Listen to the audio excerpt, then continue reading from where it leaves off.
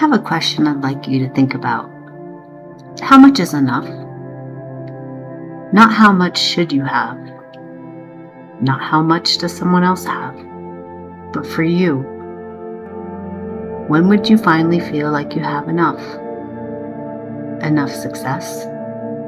Enough money? Enough accomplishments? Enough possessions? Enough proof that you're doing okay? It's a surprisingly difficult question to answer because we live in a world that rarely encourages us to stop. There's always another goal, another upgrade, another thing to buy, another version of ourselves we're told we should become. We're constantly reaching for more. But I've started wondering, what if peace doesn't arrive when we finally have more? What if it begins the moment we recognize what is already enough? Today, I'd like to share 4 thoughts about what it means to live a life of enough. Number 4, we've been taught to chase more.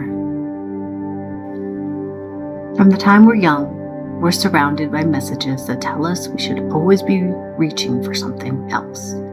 A bigger house, a better job, a newer car, a healthier body, more followers, more experiences. Even when we accomplish something we've worked hard for, we don't stay there very long. Our attention quickly shifts to the next milestone. It's as if we're standing on a treadmill that never slows down.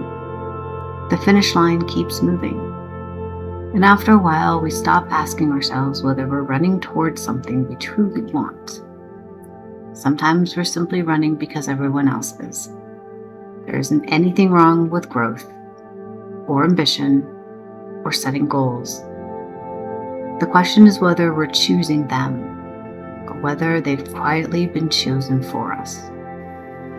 Number 3, enough looks different for everyone.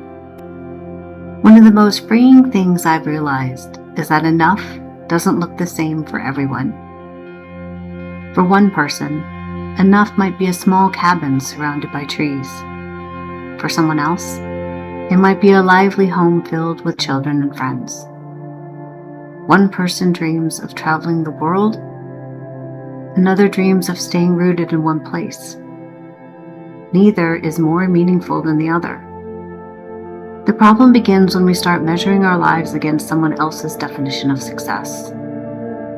Comparison has a way of making even a beautiful life feel lacking. But nature doesn't compare. An oak tree doesn't wish it were a pine. A river doesn't wonder if it should be a mountain. Everything has its own way of becoming what it was created to be. Perhaps we do too. Number 2, contentment isn't the same as giving up. Sometimes when people hear the word contentment, they think it means settling. That if we're grateful for what we have, we'll stop growing. But I don't think that's true at all. Think about a garden.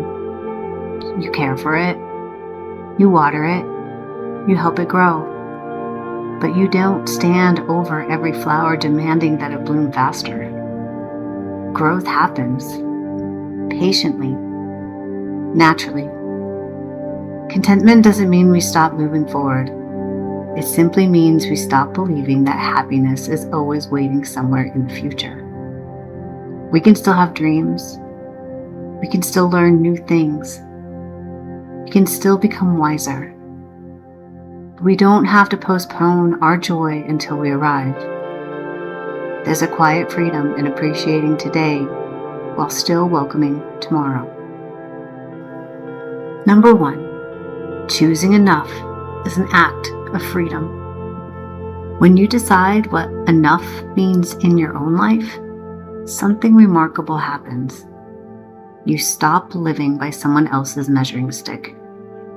You begin making choices that reflect your values instead of your fears. You spend your time more intentionally, buy fewer things that don't truly matter.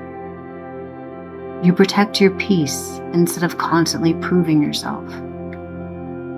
You discover that enough isn't about having less. It's about needing less to feel whole. And maybe that's one of the greatest forms of freedom there is. Not because life suddenly becomes perfect, but because your happiness is no longer dependent on one more achievement, or one more purchase, or one more milestone. Instead, it begins to grow where you are. I'd like to leave you with one final thought. Imagine standing in a meadow at sunset. The air is cool, the light is soft, nothing extraordinary is happening. No one is applauding, no one is keeping score. And yet, for just a moment, everything feels complete. I think life gives us moments like that more often than we realize, but we miss them because we're already looking toward what's next. Maybe enough isn't a destination. Maybe it's something we practice noticing. So this week, instead of asking, what's the next thing I need? Try asking, if nothing else changed, what in my life is already enough? You may be surprised by the answer. Thank you for spending this time with me. Until next time, take good care of yourself, and I'll see you in the next episode of The Softer Way.